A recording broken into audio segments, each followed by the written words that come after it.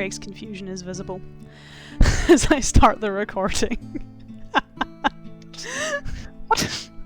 Well, I wanted to get you confused, just to confuse everyone else.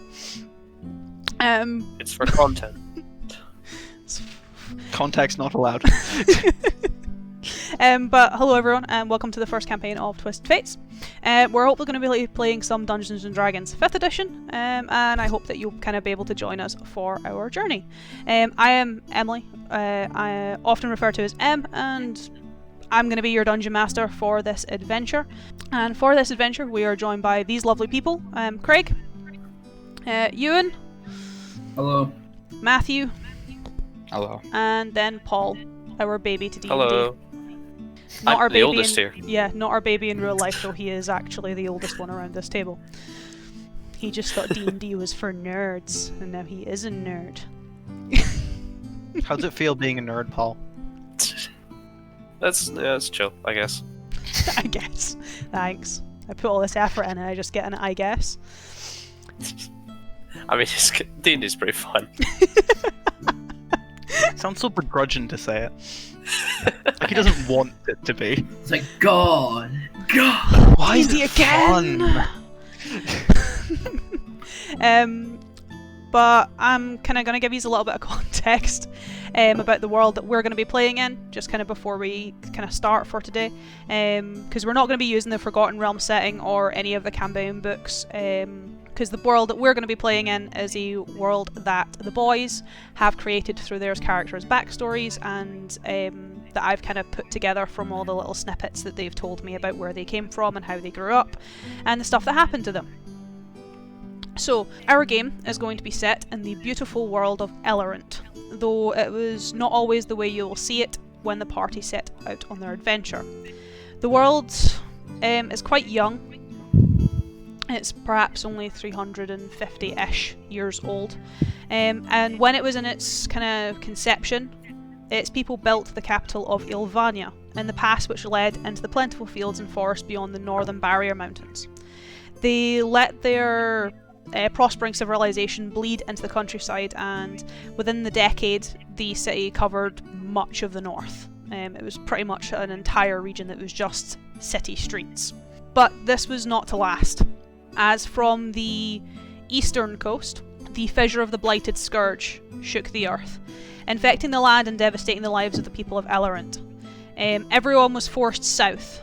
The humans and elves who had first settled had taken it upon themselves to try and vanquish the blight. They kind of stayed upon the wall on the capital to try and fight it off. And years passed, and Ilvania was sadly lost. They lost the entire of the northern region to the blight. But the wall, their great palace, now called Aramba, and the kind of last remnants of this proud capital, held strong and still stand to this day. But as we come to the time when the party begin their adventure, the world has changed and peace has once again been restored. The Citadel is the new capital of Elarant. It is a place of trade, a place of wealth, a place of peace and prosperity, built on the kind of southern edge of the Eastrix Basin. And even now it continues to expand its reach and kind of grow outwards. Though today we're not actually going to be starting on the journey, we're not going to be starting our adventure. Today the boys are kind of going to be giving you an introduction to their characters, kind of giving you a brief insight into their lives before they set out on their journeys, and kind of one by one I'm going to be interviewing them as they get into the character and letting us see a small part of their characters' personalities and attitudes before we hop into our first session. We're going to be starting with our monk Eidolon, who's being played by Craig. Hello. And then we're kind of just going to travel around the squares, letting each of them introduce their characters, and we're kind of going to be taking a wee short break in between just to kind of set some stuff up on the recording software. But now, without further ado, I hope you enjoy this introduction to our characters, and I hope that we will get to see you next time for the start of our adventure in the world of Elarant.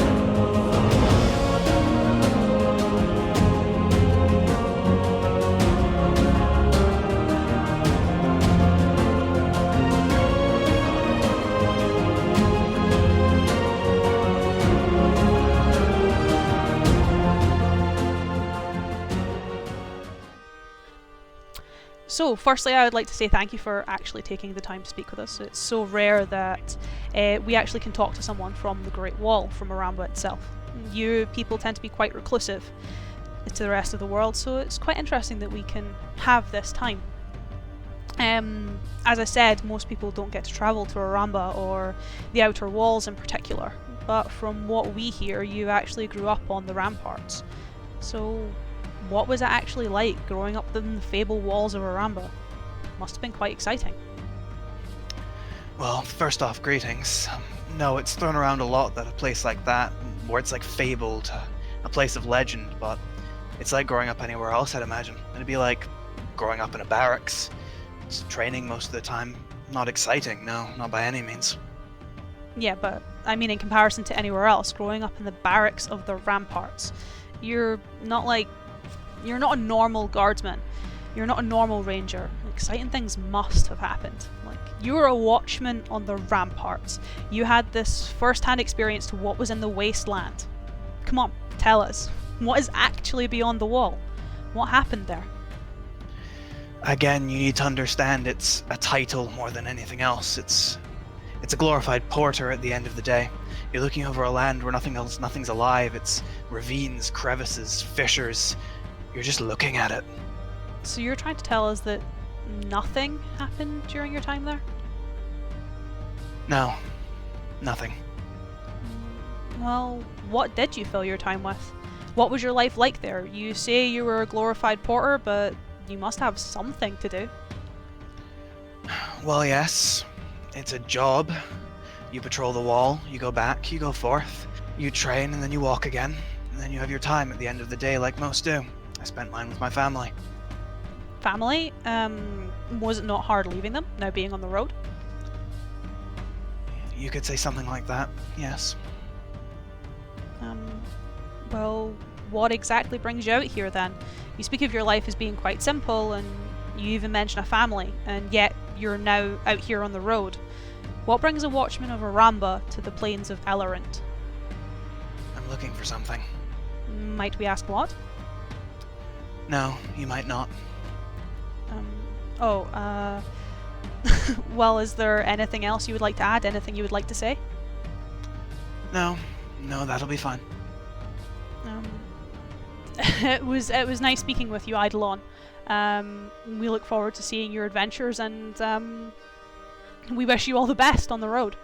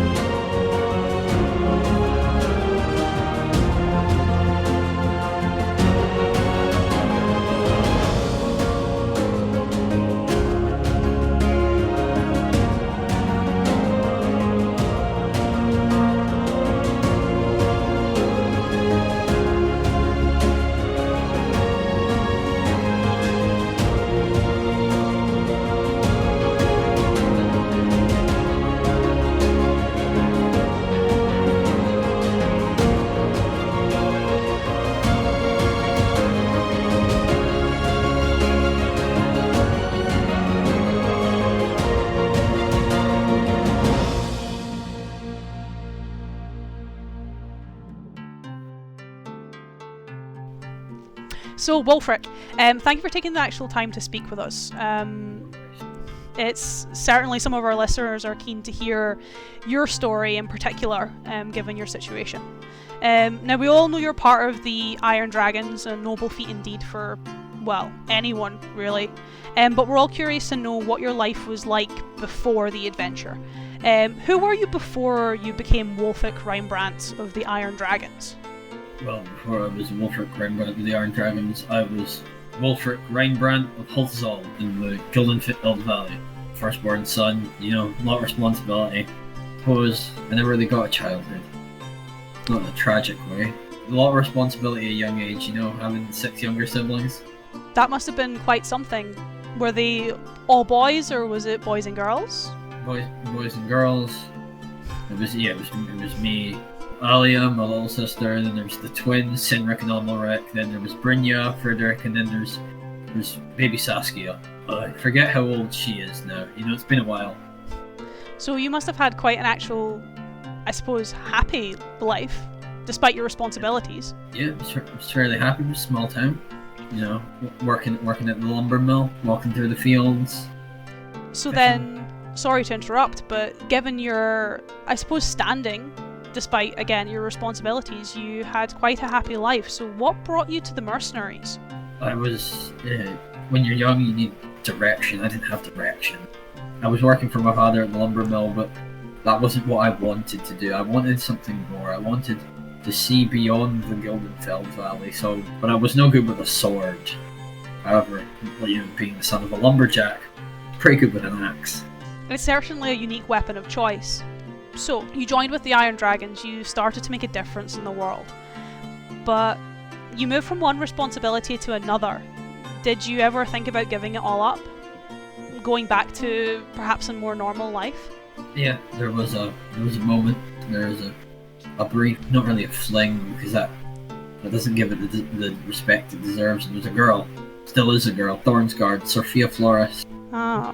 So a bit of a romantic, are we, underneath the shining armour and heroic deeds? Don't let anyone else tell you I told you that. Of course, it's between us and our listeners. That's a secret. I'm a man who cares deeply for those I care about, but I've still got a fucking reputation. So you are a man of steel with a heart of gold. Steel, man of iron. Man of iron. Iron dragons, of course. But there is one thing that we would kind of like to address, and since we have one of the Iron Dragons with us, we can't not ask it. There are some rumours spreading that the Iron Dragons of the North have all but vanished, really, apart from yourself. Some people say that it was a dragon who took them, and that you're actually travelling south, you're now on your journeys to try and find them. Are there any truth to those rumours? Or is it just idle gossip of common folk? It's idle gossip of common folk. What kind of mercenary band did you take us for that you think a dragon would fell most of us? I mean, the rumours seem to have some validity to them. The creature, or at least the shadow of quite a large creature, has been seen throughout Elarant.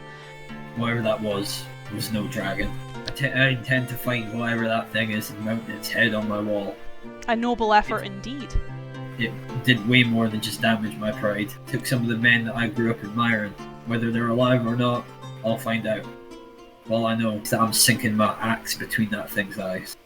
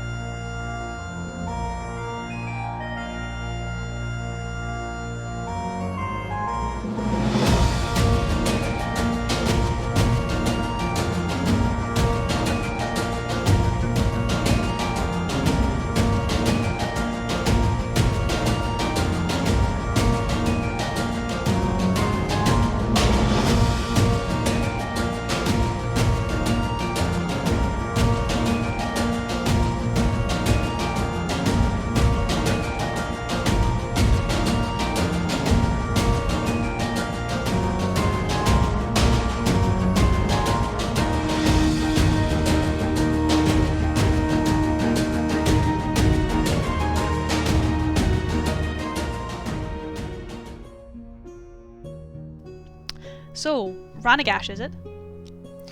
Ranagash, yes. Ranagash the Bastard if you're feeling fancy, but Ranagash will do. Forgive us, we're not too common with at least some Orcish names. They take a little bit of time to get used to. Believe me, there are orcs who can't pronounce Ranagash. Though we must admit, you don't seem like a typical orc, or even a half-orc for that matter. Why is that? Let me guess, it's the fact that my first instinct when confronted with a problem isn't violence. I mean, that might be part of it. You certainly don't gather an orcish appearance, nor do you have a very orcish personality. Well, when there are dozens of other orcs who can outfight you, you need to make yourself distinct in some other way. Is that perhaps the only way you're different? Addressing the elephant in the room our way, yes, these visions, if you want to call them that, but yes, prophetic visions, all that stuff. It must have been quite difficult for you then, growing up with these more prophetic abilities. It can be, yes, and not always in the ways you imagine. Why is that? Well, sometimes the chief of the tribe comes to you and says, our elders are predicting a big storm coming up. Could you tell us anything more specific about that? And you have to say, no, but I can tell you, on your next hunting expedition, your second in command over there will fall on his arse, and it will be hilarious. So I suppose there wasn't much difficulty to it then. It was more a minor inconvenience that often brought some hilarity. Well, it can be quite dark times, Death. Death? Yes, I'm afraid so. Did you ever see someone die and then have to witness that almost in real life? A couple of times, yes. Thankfully, I don't go on many hunting expeditions and the like, so that's maybe eased the burden a little bit, but you still have to live with that knowledge.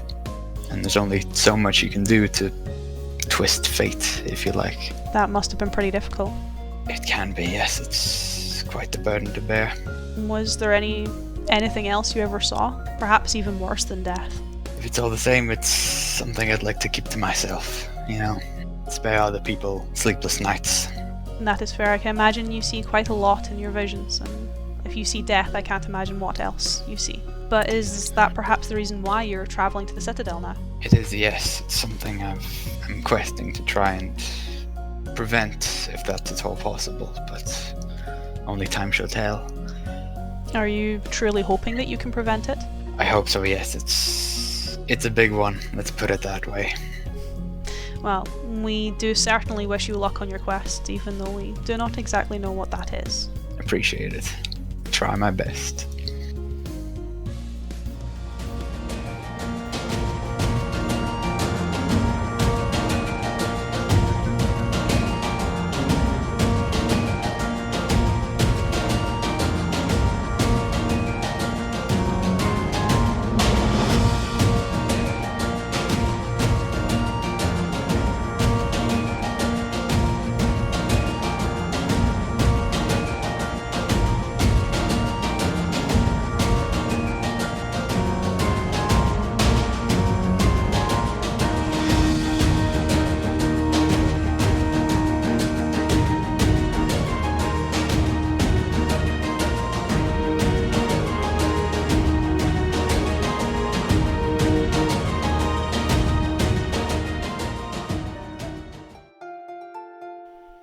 So, before we actually begin the interview, should we refer to you as Father, or would you prefer Marcusar? Father Marcusar is my name, but you may call me Marcusar, as you are not of the old faith, I assume. No, not particularly. Then Marcusar is fine. So, Marcusar, I must admit we are all relatively curious to how a Dragonborn has ended up in the Forest of Helden, and more importantly, how you became the leader of the Green Hand. For what we know, the previous father was an elf. How a Dragonborn ends up in that forest is a question I asked myself for many years, but it's something I have learned not to dwell on, as I was found by Father Aphelios. The fact that he's an elf and I'm a Dragonborn, I don't see that as an issue in any way, as we're all one and the same in the old faith. So were you another part of the commune, or were you perhaps more to the previous father? He found me that one day when I was a child, and he raised me like one of his own. I feel like to him I was a son, as well as a follower. So was that perhaps why you were chosen from the other members of the commune? Why I was chosen by him, it still puzzles me. But I imagine it was because I took so kindly to Father Aphelios. Obviously, he had his daughter, but I don't know, she just didn't seem as connected with nature as I was. So, what was it like growing up in the commune? We rarely get a glimpse into the Green Hands. The other sects of your faith are so much more well known. You say you were more in touch with nature. What was that like? You're right, we're a smaller commune compared to the Red Leaf and the Golden Sun. But the Green Hand, in our teachings, we feel a deep personal connection with nature and with the old faith. And perhaps our views are more extreme than others. we're not as accepting of outside views as others, maybe. Did that ever affect you growing up? Perhaps. I grew up in the commune and didn't know many others outside, but I became very good friends with those who would join us. So I suppose that kind of leads us to our biggest curiosity then. You found yourself the head of the commune. You are Father Marcusar. You are the leader of the Green Hand. You have all these responsibilities, all these people in your flock, these friends, as you describe them. And yet we found you here on the road, far, far from the forest of Hilden. Why is that exactly?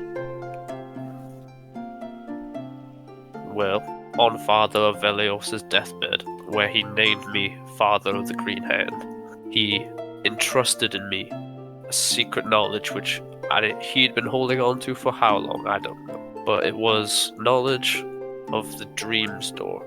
I don't know what exactly this is, or where it might be, and he told me it would be of great importance to the Green Hand. So, myself, knowing nothing, I knew it would be somewhere like the Citadel, a hub of knowledge.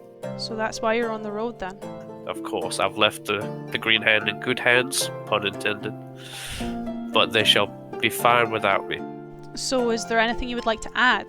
I mean, my questions have run dry at least, but, well, I imagine you have much to say. I have many questions that have yet to be answered, but all will be answered by she and the Old Faith.